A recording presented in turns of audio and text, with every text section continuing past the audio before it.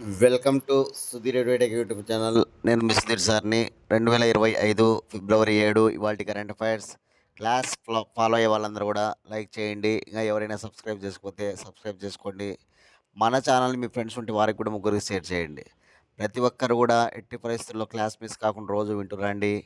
దయచేసి కరెంట్ అఫైర్స్ను ప్రతిరోజు ఒక సబ్జెక్ట్గా భావించి చదువుతురండి. ఎందుకంటే కరెంట్ అఫైర్స్ మనకి ఎక్కువ మార్కులు అడుగుతారని రోజు చెప్తూనే ఉన్నాం.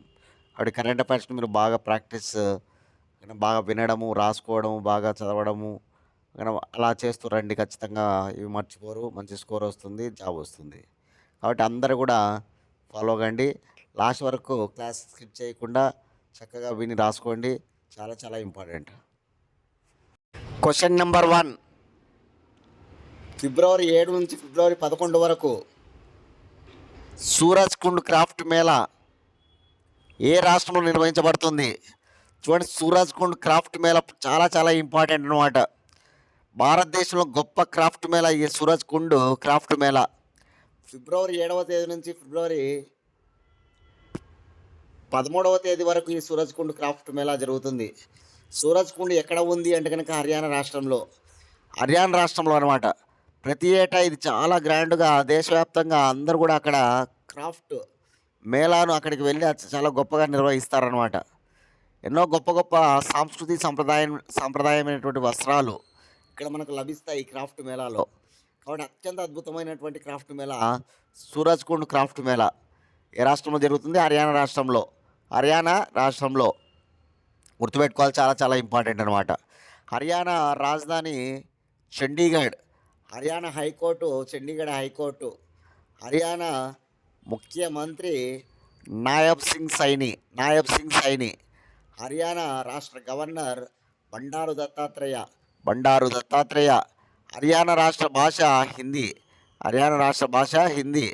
హర్యానా భారతదేశంలో అతి తక్కువ స్త్రీ పురుష నిష్పత్తి గల రాష్ట్రం హర్యానా. స్త్రీ పురుష నిష్పత్తి తక్కువగా ఉన్న రాష్ట్రం హర్యానా. భారతదేశంలో అటవీ విస్తీర్ణం తక్కువగా ఉన్న రాష్ట్రం హర్యానా. అటవీ విస్తీర్ణం తక్కువగా ఉన్న రాష్ట్రం కూడా హర్యానానే. హర్యానాలో 90 అసెంబ్లీ స్థానాలు అన్నమాట. శాసనసభ స్థానాలు 90 ఉంటాయి. హర్యానాలో 10 లోక్సభ స్థానాలు ఉంటాయి. హర్యానాలో 5 రాజ్యసభ స్థానాలు ఉంటాయి. 90 అసెంబ్లీ స్థానాలు, 10 లోక్సభ స్థానాలు, 5 రాజ్యసభ స్థానాలు కలిగిన రాష్ట్రం హర్యానా. చాలా ఇంపార్టెంట్ హర్యానా. గుర్తుపెట్టుకోవాలి హర్యానా గురించి.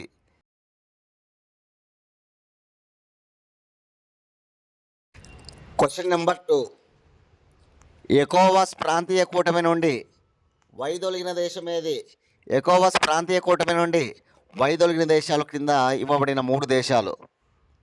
అవే బుర్కినా ఫాసో, మాలి, నైజర్. బుర్కినా ఫాసో, మాలి, నైజర్ ఈ 3 దేశాలు కూడా ఎకోవాస్ ప్రాంతీయ కూటమి నుండి వైదొలిగాయన్నమాట. ECOWAS ఇది ఒక ప్రాంతీయ కూటమి. Economic community west African states. ఎకోవాస్ పూర్తి పేరైంది ఎకనమిక్ కమ్యూనిటీ. ఎకనమిక్ అంటే ఆర్థికంగా. Economic community west African states అనమాట. ఇది 1975లో ఏర్పడింది ప్రాంతీయ కూటమి. 1975. నైజీరియా రాజధాని అబూజా ప్రధాన కార్యాలయం. నైజీరియా రాజధాని అబూజా. గుర్తుపెట్టుకోవాలి. 12 మెంబర్స్ ఉంటారన్నమాట. ఇందులో 12 మెంబరు కంట్రీస్ ఉంటాయి అన్నమాట. 12 మెంబర్స్. ఇప్పుడు 3 దేశాలు వైదొలిగాయి. అవే మాలి, నైజర్, బుర్కినా ఫాసో. నా నుంచి మీకు ఒక క్వశ్చన్ ఏంటంటే కనుక 2025 జనవరి 1వ తారీఖున బ్రిక్స్ కూటమిలో 10వ సభ్య దేశం చేరింది. అది ఏదనేది కామెంట్ బాక్స్లో మీ సమాధానాన్ని తెలియజేయండి. అదేవిధంగా 2025 జనవరి 1వ తారీఖున ఐక్యరాజ్య సమితికి చెందినటువంటి భద్రతా మండలి తాత్కాలిక సభ్య దేశాలుగా 5 ఎన్నికయ్యాయి కదా. 5 కొత్తగా 5 ఏవి? కామెంట్ బాక్స్లో మీ సమాధానాన్ని తెలియజేయాలి. ఈ 2 సమాధానాలు మీరు కామెంట్ బాక్స్లో తెలియజేయండి. అందరూ కూడా చూద్దాం. Third question. మొబైల్ తయారీ రంగంలో భారతదేశం ఎన్నో స్థానంలో నిలిచినది? మొబైల్ తయారీ రంగంలో భారతదేశం ప్రజెంట్ 2వ స్థానానికి రావడం జరిగింది. ప్రపంచంలోనే మొబైల్ తయారీ రంగంలో అతిపెద్ద దేశంగా చైనా ఉంటే, రెండవ స్థానంలో ఇప్పుడు భారతదేశం నిలిచింది. మూడవ స్థానంలో వియత్నాం. గుర్తుపెట్టుకోవాలి, ఫస్ట్ చైనా, 2 భారత్, 3 వియత్నాం. భారతదేశంలో ఒక తయారవుతున్నటువంటి మొబైల్ చూసుకుంటే మనం 99.2% మొబైల్లో అమ్ముడుపోతూ ఉన్నాయన్నమాట. భారతదేశంలో మొబైల్స్ వాడుతూ ఉన్నారు కదా, దాని ప్రకారం మన భారతదేశంలో తయారయ్యేటువంటి మొబైల్లో 99.2% మనం ఇక్కడి నుంచే అమ్ముడుపోతూ ఉన్నాయన్నమాట. అదేవిధంగా మొత్తం ఎలక్ట్రానిక్ పరంగా తీసుకున్నప్పుడు మొబైల్ల వాటా 43% అనమాట.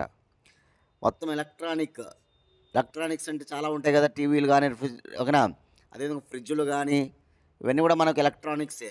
ఆ ఎలక్ట్రానిక్స్ సంబంధించి మొత్తం తీసుకున్నప్పుడు మొబైల్ అనేటువంటిది మనం 43% ఉందన్నమాట. 43% వాటా ఉంది మొబైల్స్లోనే. మొబైల్సే ఎక్కువగా మనం చూస్తాం. ఇకపోతే 2023 ఫైనాన్షియల్ ఇయర్ చూసుకుంటే కనుక $155 బిలియన్ మన ఎలక్ట్రానిక్ చేరిందనమాట. 155 బిలియన్ అమెరికన్ డాలర్లకి మన ఎలక్ట్రానిక్ చేరుకుందనమాట. ఈ విషయాలన్నీ కూడా మనకు న్యూస్ పేపర్లలో ఈరోజు చాలా చక్కగా వేయడం జరిగిందనమాట. నోట్ చేసుకోవాలి అవన్నీ కూడా. నా నుంచి మీకు ఒక క్వశ్చన్ ఏమిటంటే కనుక, అణు విద్యుత్ ఉత్పత్తిలో టాప్ 3 కంట్రీస్ ఏమున్నాయి? మన భారతదేశం అణు విద్యుత్ పరంగా ప్రపంచంలో ఎంత శాతాన్ని కలిగి ఉంది?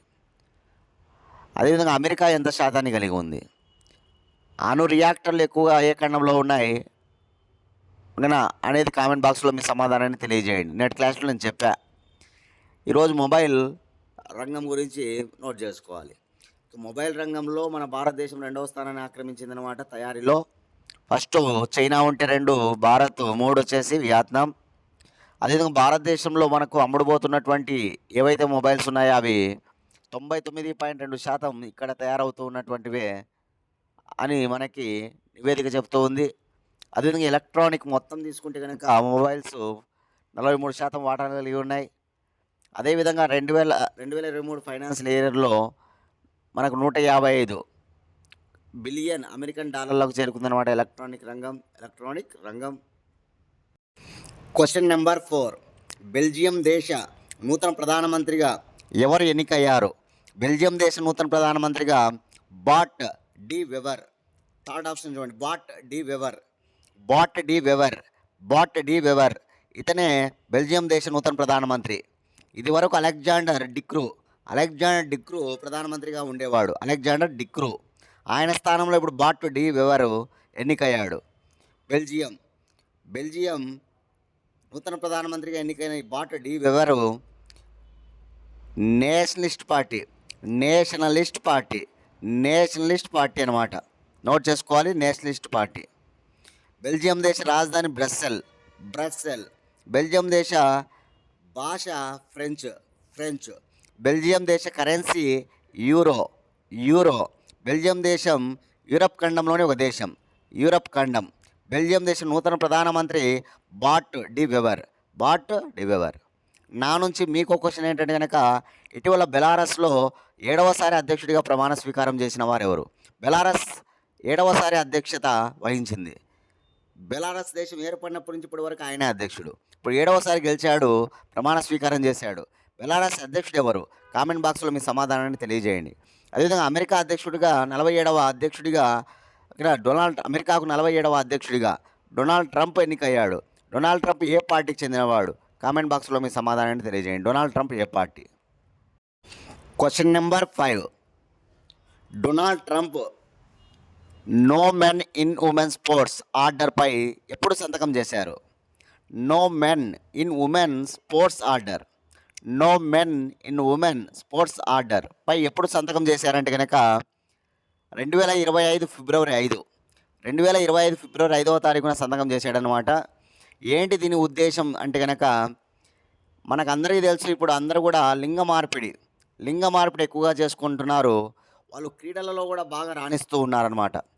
ఇప్పుడు ఫర్ ఎగ్జాంపుల్, పురుషుడు లింగ మార్పిడి చేసుకుంటాడు, స్త్రీగా మారుతాడు. మారిన తర్వాత అక్కడ స్పోర్ట్స్లో ఆడినప్పుడు అక్కడ ఆల్రెడీ ఉన్నటువంటి మహిళలు ఎవరైతే స్పోర్ట్స్‌లో ఆడుతూ ఉంటారో వారికంటే వీళ్ళు బాగా రాణిస్తూ ఉంటారనమాట. ఎందుకంటే ఒక పురుషుడు అక్కడ స్త్రీగా మారాడు. స్త్రీల కంటే అతనికి కాస్త స్పోర్ట్స్‌లో ప్రావీణ్యం ఎక్కువగా ఉంటూ వస్తుందనమాట. కాబట్టి దాన్ని నిరోధించడానికి ఓకేనా, ఇక్కడ స్పోర్ట్స్‌లో లింగ మార్పిడి జరగకుండా, స్పోర్ట్స్‌లో ఎవరు కూడా లింగ మార్పిడి చేసిన వాళ్ళు ఆడకుండా ఉండేందుకు ఈ బిల్ అనమాట. అదే no men in women sports order అనమాట. No men in women sports order. ఎవరైతే లింగ మార్పిడి చేసుకుంటారో వాళ్ళందరూ కూడా డొనాల్డ్ ట్రంప్ను తప్పుపడుతున్నారనమాట ఇలా చేయడాన్ని. అదేవిధంగా ఎవరైతే మహిళా క్రీడాకారులు ఉంటారో వాళ్ళందరూ కూడా సంతోషాన్ని వ్యక్తం చేస్తూ ఉన్నారనమాట. మహిళా క్రీడాకారులు సంతోషాన్ని వ్యక్తం చేస్తూ ఉన్నారు. అదేవిధంగా లింగ మార్పిడి చేసుకున్న వాళ్ళు, ఇక్కడ ట్రాన్స్‌జెండర్స్ ఉంటారు కదా, వారు మాత్రం వ్యతిరేకిస్తూ ఉన్నారనమాట. నా నుంచి మీకు క్వశ్చన్ ఏంటంటే కనుక, ఇటీవల అమెరికాలో ఉన్నటువంటి భారత అక్రమ వలసదారులను 104 మందిని అమెరికా వాళ్ళు పంజాబ్లోని అమృత్సర్కు పంపించేయడం జరిగింది.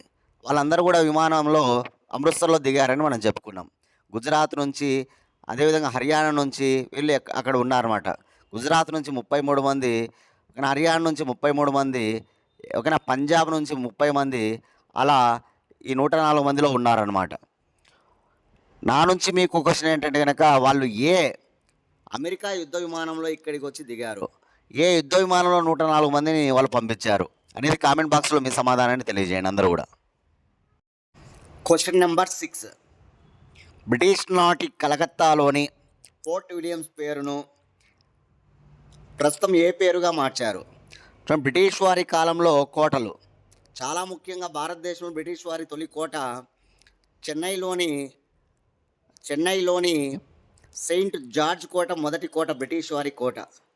తర్వాత చాలా ముఖ్యమైనటువంటిది, ఎక్కువ కాలం వాళ్ళు కేంద్రంగా చేసుకొని పనిచేసినటువంటిది కలకత్తాలోని పోర్ట్ విలియమ్స్ అనమాట. Port Williams. బాంబేలో ఉన్న కోట అయితే సెయింట్ డేవిడ్. ఇవి చాలా ముఖ్యమైన కోటలు బ్రిటిష్ వాళ్ళవి. బాంబేలో సెయింట్ డేవిడ్, మద్రాసులో సెయింట్ జార్జు, కలకత్తాలో పోర్ట్ విలియమ్స్ అనమాట. కానీ వాళ్ళు కేంద్రంగా చేసుకుని పరిపాలన వచ్చేసింది మాత్రం పోర్ట్ విలియమ్సే, కలకత్తాలో ఉంది. సుప్రీంకోర్టు 1774లో కూడా పోర్ట్ విలియమ్స్లోనే, కలకత్తాలోని పోర్ట్ విలియమ్స్లోనే ప్రారంభించబడింది. పోర్ట్ విలియమ్స్లోనే కలకత్తాలో సుప్రీంకోర్టు మొదటిసారిగా 1773 రెగ్యులేటింగ్ చట్టం ప్రకారం 1774లో మనకి అది ప్రారంభించబడింది అనమాట. సర్ ఎలిజా ఇంపే మొదటి ప్రధాన న్యాయమూర్తి. సర్ ఎలిజా ఇంపే తొలి ప్రధాన న్యాయమూర్తి అనమాట అక్కడ. సర్ ఎలిజా ఇంపే అది చెప్పుకున్నాం మనం చాలాసార్లు. కానీ ఇప్పుడు ఏంటంటే కనుక ఆ కోట పేరు మార్చేసింది మన భారత ప్రభుత్వం. అదే ఏ పేరుగా మార్చిందని ఇక్కడ ఆన్సర్. ఏ పేరుగా మార్చిందంటే కనుక చాలా ఇంపార్టెంట్గా మనం గుర్తుపెట్టుకోవాలి, ఓకేనా. ఏ దుర్గం, కోట అంటే దుర్గమే కదా, కాబట్టి పోర్ట్ విలియమ్స్ పేరును విజయదుర్గంగా మార్చడం జరిగింది. నా నుంచి మీకు క్వశ్చన్ ఏంటంటే కనుక, ఇటీవల ఇరాన్ రాజధాని టెహ్రానే కదా, ఆ టెహ్రాన్ పేరును మార్చారు. అది ఏమిటి అనేది కామెంట్ బాక్స్లో మీ సమాధానాన్ని తెలియజేయండి, చూద్దాం. Question number 7. 2025 ఏడాదికి గాను యుఎన్ఓకి భారత ప్రభుత్వం ఎంత మొత్తం అందించినది? చూడండి, ఈ ఏడాదికి సంబంధించి మన భారత ప్రభుత్వం ఐక్యరాజ్యసమితికి ఎంత అందించింది? 37.64 మిలియన్ అమెరికన్ డాలర్లు. 37.64 మిలియన్ అమెరికన్ డాలర్లు. 37.64 మిలియన్ అమెరికన్ డాలర్స్ అనమాట. చూడండి, ప్రతి ఏటా కూడా ఆయా దేశాల ఐక్యరాజ్యసమితికి అమౌంట్ చెల్లించవలసి ఉంటుందన్నమాట. ఎందుకంటే ఐక్యరాజ్యసమితి నడవాలి కదా, చాలా దేశాలు, 193 దేశాలు కలిగి ఉంటుందన్నమాట ఐక్యరాజ్యసమితి. ప్రపంచంలోనే అతిపెద్ద అంతర్జాతీయ సంస్థ ఐక్యరాజ్యసమితి. ఐక్యరాజ్యసమితిలో చాలా అగ్ర దేశాలు ఉంటాయి, మధ్య దేశాలు ఉంటాయి, చాలా చిన్న చిన్న దేశాలు కూడా సభ్యత్వాన్ని కలిగి ఉంటాయి. అంటే అభివృద్ధి చెందిన దేశాలు ఉంటాయి, అభివృద్ధి చెందుతూ ఉన్న దేశాలు ఉంటాయి, అభివృద్ధి చెందని దేశాలు కూడా ఉంటాయి అన్నమాట ఐక్యరాజ్యసమితిలో. 193 దేశాలు ఉన్నాయి. ఐక్యరాజ్యసమితి ప్రధాన కార్యాలయం న్యూయార్క్, అమెరికా అనమాట. ఐక్యరాజ్యసమితిలో సభ్య దేశాలు 193. ఐక్యరాజ్యసమితిలో ఇక్కడ మనకి చాలా ముఖ్యంగా 6 అంగాలు కూడా ఉంటాయి. జనరల్ అసెంబ్లీ అని, భద్రతా మండలి అని, ఓకేనా. అదేవిధంగా మనకి ఆర్థిక సామాజిక మండలి, ట్రస్ట్ ఈషిప్ కౌన్సిల్, ఓకేనా. ఆర్థిక సామాజిక మండలి అని అంటే ఎకనామిక్ అండ్ సోషల్ కౌన్సిల్ అంటారు. ఆర్థిక సామాజిక మండలిని ఇంగ్లీష్లో ఎకనమిక్ అండ్ సోషల్ కౌన్సిల్ అంటారు. ధర్మకర్తృత్వ మండలి దీన్ని ట్రస్టీషిప్ కౌన్సిల్ అంటారు. అదేవిధంగా అంతర్జాతీయ న్యాయస్థానం ఇంటర్నేషనల్ కోర్ట్ అన్నమాట. అదేవిధంగా సచివాలయం సెక్రటరేట్, ఇలా 6 అంగాలు ఉంటాయన్నమాట ఐక్యరాజ్య సమితిలో. గుర్తుపెట్టుకోవాలి ఖచ్చితంగా. ఓకేనా? ఈ ఐక్యరాజ్య సమితికి మన భారత ప్రభుత్వం ఓకేనా మనం ఖచ్చితంగా టైం టు టైం మనం అందిస్తూ ఉంటాం అనమాట. అందుకోసం మనల్ని ఓకేనా ప్రశంసిస్తూ ఉంటుంది ఐక్యరాజ్య సమితి అప్పుడప్పుడు. నా నుంచి మీకు క్వశ్చన్ ఏమిటంటే కనుక ఐక్యరాజ్య సమితి ప్రపంచ వృద్ధి రేటును ఎంతగా అంచనా వేసింది, భారత వృద్ధి రేటును ఎంతగా అంచనా వేసింది? కామెంట్ బాక్స్లో మీ సమాధానాన్ని తెలియజేయండి అందరూ కూడా. ఎందుకంటే ఇటీవలనే మనం చెప్పుకున్నాం ప్రపంచ వృద్ధి రేటును ఎంతగా, భారత వృద్ధి రేటును ఐక్యరాజ్య సమితి ఎంతగా. ఐక్యరాజ్య సమితి ఇంపార్టెంట్ కదా, కాబట్టి మనం ఖచ్చితంగా తెలుసుకోవాలి. మీరు నోట్స్ తిప్పేయండి, ఒకవేళ మీకు గుర్తు రాకపోతే తిప్పండి. తిప్పితే కనుక ఒకసారి చూస్తే అది బాగా గుర్తుండిపోతుంది ఇంకా. కాబట్టి కామెంట్ బాక్స్లో మీ సమాధానాన్ని చేయాలందరూ కూడా. ప్రపంచ వృద్ధి రేటుని ఎంత, భారత వృద్ధి రేటుని ఎంత, ఐక్యరాజ్య సమితి అంచనా అనమాట. ఓకేనా? జనవరి నెలలోనే నేను చెప్పాను లాస్ట్ డేస్లో. కాబట్టి మీరు ఖచ్చితంగా చూడండి ఒకసారి. Question number 8. డొనాల్డ్ ట్రంప్ చర్యలకు వ్యతిరేకంగా ఆన్లైన్లో చేపట్టిన ఉద్యమం ఏది? చూడండి, డొనాల్డ్ ట్రంప్ ప్రమాణ స్వీకారం చేసినప్పటి నుంచి ఆయన తీసుకుంటున్నటువంటి నిర్ణయాలు చాలామందికి ఇబ్బందికరంగా ఉన్నాయి. ఓకేనా? అదేవిధంగా కొంతమంది వాటిని బాగా ప్రశంసిస్తూ ఉన్నారు కూడా ఆయన తీసుకున్న నిర్ణయాలు. కాబట్టి ఈరోజు ఆయనకు వ్యతిరేకంగా సోషల్ మీడియాలో ఒక ఆన్లైన్ ఉద్యమమే జరుగుతూ ఉందన్నమాట. ఆ ఉద్యమం ఏంటి? డొనాల్డ్ ట్రంప్కు వ్యతిరేకంగా జరుగుతున్నటువంటి వ్యతిరేక ఉద్యమం ఏంటి? ఓకేనా? ఆయనకు వ్యతిరేకంగా జరుగుతున్న ఉద్యమం బిల్డ్ ద రెసిస్టెన్స్ అండ్ 50501 అనమాట. Build the resistance and 50501. Build the resistance and 50501. Build the resistance and ఓకేనా 50501. ఏంటి 50501 అంటే ఏం లేదు, అమెరికాలో 50 రాష్ట్రాలు ఉంటాయి. 50 రాష్ట్రాల్లో ఒక రోజు ఉద్యమం చేయాలా. ఎవరికి వ్యతిరేకంగా? డొనాల్డ్ ట్రంప్కు వ్యతిరేకంగా. 50 రాష్ట్రాలు ఓకేనా, 50 రాష్ట్రాల్లో ఒకరోజు ఉద్యమం అనమాట. 50-51కి అంటే 50 ఫస్ట్ 50 వచ్చేసి 50 రాష్ట్రాలు అంటే మళ్ళీ 50 రాష్ట్రాల్లో ఉద్యమాలు చేయాలి. ఎన్ని రోజులు? ఒకరోజు చేయాలన్నమాట. అలా చేయాలి అని చెప్పేసి ఈ ఆన్లైన్ ఉద్యమం అనమాట. అంటే అందరూ వ్యతిరేకిస్తున్నారు అన్నమాట. ప్రతి రాష్ట్రంలో ఉన్న వాళ్ళు అమెరికాలో ప్రతి రాష్ట్రంలో ఉన్న వాళ్ళు డొనాల్డ్ ట్రంప్ తీసుకున్న నిర్ణయాలను వ్యతిరేకిస్తూ ఉన్నారనమాట. కాబట్టి అందరూ కలిసి ఉద్యమం చేయండి అనేది దీని యొక్క ఉద్దేశం. ఒకరోజు ఉద్యమం చేయండి అనేది ఉద్దేశం అనమాట. ఇది అనమాట. చాలా ఇంపార్టెంట్గా గుర్తుపెట్టుకోవాలి. కొన్ని ఇలాంటివి మనకి మైండ్లో ఉండాలి. ఓకేనా? మనందరికీ తెలిసి ఇటీవల పొరుగు దేశాలైనటువంటి కెనడా, మెక్సికోల పైన 25% పన్ను, అదే చైనా పైన 10% పన్ను. వాళ్ళు కూడా వాణిజ్య యుద్ధం చేస్తాం, మేము WTOను ఆశ్రయిస్తామని చెప్పడం జరిగిందనమాట. అదే మన భారతదేశానికి చెందినటువంటి అక్రమ వలసదారులను ఇటీవల 104 మందిని పంపించారు. అలా 18,000 మంది ఉన్నారన్నమాట అక్రమ వలసదారులు అమెరికాలో. వాళ్ళందరినీ కూడా ఇక్కడికి పంపిస్తామని చెప్పడం జరిగిందనమాట. అదేవిధంగా చాలామంది ఎవరైతే బాగా మంచి వర్క్ చేసే వాళ్ళు ఉంటారో వారిని మాత్రమే పెట్టుకుంటాం, మిగతా వాళ్ళందరినీ కూడా పంపించేస్తామని ఆయన చెప్పడం జరిగిందనమాట. అదేవిధంగా WHO ప్రపంచ ఆరోగ్య సంస్థ నుంచి బయలుదేరింది అమెరికా, అది మనకు తెలుసు. అదేవిధంగా UNHRC మానవ హక్కుల మండలి, ఐక్యరాజ్య సమితి మానవ హక్కుల మండలి నుంచి బయటకు వచ్చింది, అది మనకు తెలుసు. కాబట్టి ఇట్లాంటి నిర్ణయాలన్నీ కూడా డొనాల్డ్ ట్రంప్ అయిన తర్వాత తీసుకుంటూ ఉన్నాడు. అదేవిధంగా ఇటీవల గాజాను ఖచ్చితంగా మేము తీర్చిదిద్దుతాం, గాజాను మేము తీర్చిదిద్దుతామని చెప్పడం జరిగింది. అదే గ్రీన్లాండ్ను కొనుగోలు చేస్తామని చెప్పడం. గ్రీన్లాండ్. అదేవిధంగా ఈరోజు ఒక మహిళల స్పోర్ట్స్కు ఇబ్బంది కలగకుండా ఆయన ఒక ఆర్డర్ పైన సంతకం పెట్టడం జరిగింది ఫిబ్రవరి 5, అది మనకు తెలుసు. ఫిబ్రవరి 5. ఇట్లా చాలా విషయాలు ఉన్నాయన్నమాట ఇటీవల. Question number 9. ఆంధ్రప్రదేశ్లో ఔత్సాహిక పారిశ్రామికవేత్తలకి ప్రోత్సహించడానికి 35% నుండి ఎంత శాతానికి పెట్టుబడి రాయితీని పెంచారు? చాలా చాలా చాలా ఇంపార్టెంట్ ఆంధ్రప్రదేశ్కి ప్రిపేర్ అయ్యే వాళ్ళకి. చూడండి, BC, SC, ST అదేవిధంగా మహిళా పారిశ్రామికవేత్తలు ఎవరైతే ఉంటారో, BCలు, SCలు, STలు మహిళా పారిశ్రామికవేత్తలకి ఇదివరకు పెట్టుబడి రాయితీ 30% ఉండేదన్నమాట. పెట్టుబడి రాయితీ 30% ఉండేదన్నమాట. ఇప్పుడు ఆంధ్రప్రదేశ్ గవర్నమెంట్ ఏం చేసిందంటే కనుక ఈ పారిశ్రామికవేత్తలకి అంటే ఔత్సాహిక పారిశ్రామికవేత్తలు పరిశ్రమలను నెలకొల్పాలి అనేటువంటి నిర్ణయాన్ని తీసుకున్నటువంటి ఔత్సాహిక పారిశ్రామికవేత్తలకు ఆ పెట్టుబడి రాయితీని పెంచిందనమాట. చాలా సంతోషించదగ్గ విషయం అనమాట ఇది. పెట్టుబడి రాయితీ ఇది వరకు 35% ఉండేది. దాన్ని ఇప్పుడు 45%కి పెంచిందనమాట. ఏకంగా 10%కి పెంచి 45%కి చేసిందనమాట. కాబట్టి ఔత్సాహిక పారిశ్రామికవేత్తలు ఎవరైతే ఉంటారో వారందరికీ కూడా ఇది చాలా సంతోషించదగ్గ విషయం అనమాట. 35% నుంచి 40%కి పెంచిందనమాట. ఓకేనా. రాష్ట్ర క్యాబినెట్ చంద్రబాబు నాయుడు నేతృత్వంలో ఈ నిర్ణయం తీసుకున్నారనమాట. రాష్ట్ర క్యాబినెట్ సమావేశం జరిగింది. వాళ్ళు దానిని నిర్ణయించారన్నమాట. 30% నుంచి 40%కి పెంచుతూ. కాబట్టి గుర్తుంచుకోవాలి, చాలా చాలా ఇంపార్టెంట్గా. Last question.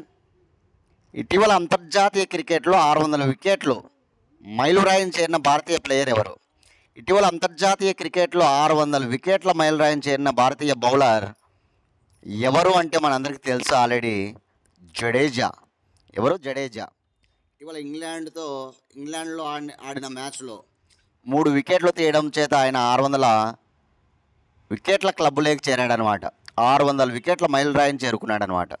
ఎవరు? జడేజా అనమాట. రవీంద్ర జడేజా. సరే, ఇదివరకు ఎవరైనా భారతీయ బౌలర్లు ఉన్నారా 600 వికెట్లు తీసిన వాళ్ళు అంటే ఉన్నారు. అత్యధిక వికెట్లు తీసిన వాడు మనకు అనిల్ కుంబ్లే అనమాట.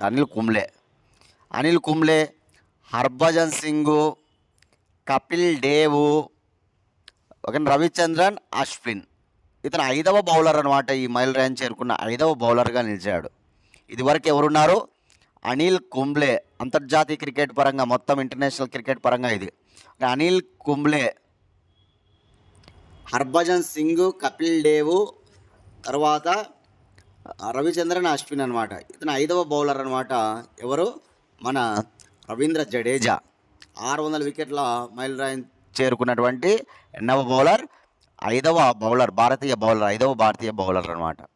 323 టెస్ట్ మ్యాచ్లలో వికెట్లు, 223 వికెట్లు వన్డేలలో, 54 వికెట్లు T20 మ్యాచ్లలో. 323 టెస్ట్ మ్యాచ్లలో, 223 వచ్చేసి వన్డే మ్యాచ్ల్లో, 54 వచ్చేసి ఒక T20 మ్యాచ్ల్లో, మొత్తం 600 వికెట్లు అనమాట. ఇది ఆయన యొక్క రికార్డ్. ఓకేనా. రైట్. ఇవన్నీ ఇవాళ కరెంట్ అఫైర్స్. అందరూ కూడా ఫాలో కండి, లైక్ చేయండి, సబ్స్క్రైబ్ చేసుకోండి. ఎవరైనా మీరు కాంపిటేటివ్ ఎగ్జామ్స్ బాగా ప్రిపేర్ అవుతున్న వాళ్ళు డైలీ ఎగ్జామ్స్ రాసుకోవాలనుకున్నా, అదేవిధంగా ఎస్ఐ కానిస్టేబుల్ గ్రూప్స్, ఓకేనా, JL DL ఇలా ప్రిపేర్ అవుతున్న వాళ్ళకి ఎవరికైనా సరే, డిఎస్సికి ప్రిపేర్ అవుతున్న వాళ్ళు, వారికి హిస్టరీ మెటీరియల్ కావాలనుకున్న వాళ్ళు, హిస్టరీ మెటీరియల్ ఉంది మన దగ్గర. కావాలనుకున్న వాళ్ళు 8186006848 8186006848 అనే నెంబర్కి కాల్ చేసి ఎగ్జామ్ వివరాలు కనుక్కొని ఎగ్జామ్స్ రాసుకోండి. అదేవిధంగా మెటీరియల్ విషయాలు కనుక్కొని మీరు మెటీరియల్ తీసుకోండి. ఓకేనా. రైట్. రేపటి క్లాస్లో మళ్ళీ కలుసుకుందాం ఫ్రెండ్స్. థ్యాంక్స్.